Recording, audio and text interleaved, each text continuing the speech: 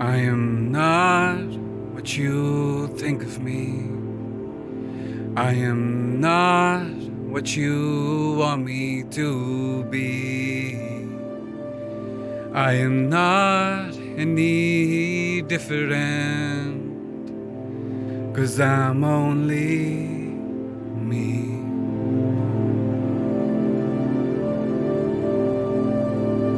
I often think about this one time. This one time my English teacher, Mrs. D, randomly stopped me and said, "A flock of birds often attack a different colored bird because they see it as a threat." A flock of birds often attack a different colored bird because they see it as a threat. I didn't understand her back then, but for reasons yet to unfold in the story untold, I'll tell you about the 5-letter word tattooed from my jaw uphill to my forehead. Shame.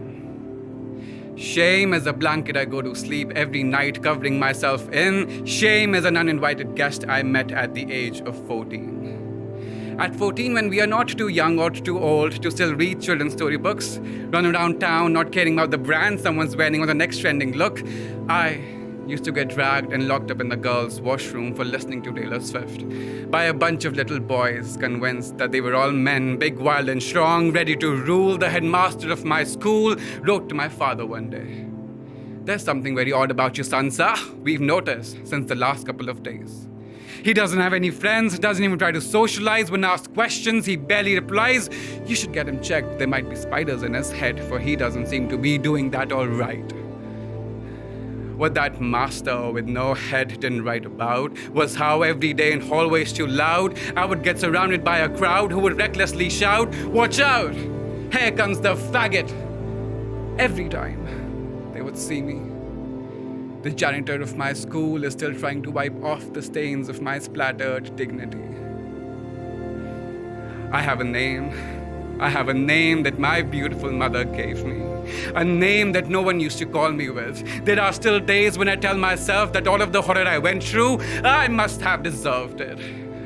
'Cause I was 14, seeking forgiveness from a God written on a piece of paper, according to whom I was a sin.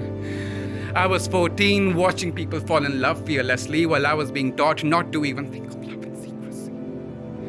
I was 14 when people asked me, "Are you fucking gay?" more times than I remember someone asking me whether I'm okay. I wanted to fear monsters under my bed, but instead I was more afraid of being myself because of the way I felt I could get expelled right away. I was just 14, and all I wanted was for my home to be overcrowded on my 15th birthday party. But no one showed up. And who can blame them, right? Who wants to be seen with a faggot like me? Would you like to be seen with a faggot like me? No one wants to be seen with a faggot like me. I spent that whole day bleeding till midnight on the pages of my diary, learning and accepting that from now on, I better like being lonely. And to know that you went through so much worse, way younger than I used to be, all in the name of being different. I wish the world would sometimes stop to let the thought cross its mind that maybe all this time it's everyone else. It's them, it's you who's been indifferent. Indifferent to a love you didn't grow up with. Indifferent to growth because you're afraid of what you might find within. Indifferent to a life that does not fit in your definition. My gender and orientation is not my identification, and sure as hell should not define my ambition, let alone my destination. But it did, because it still does. Oh, Mrs. D, the flock of birds don't just attack a different colored bird, they strip it off of its colors. And if it still doesn't fit in, that stupid bird screams go unheard, all its feathers plucked on the ground, everyone's laughing as they burn. What a price I paid for love, for wanting love with my wings. With my wings massacred, left forever haunted in every room singing, "I am not what you think of me. I am not what you want me to be.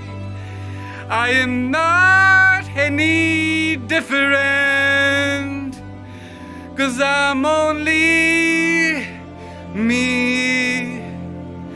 I'm only me." all I've ever been, all I'll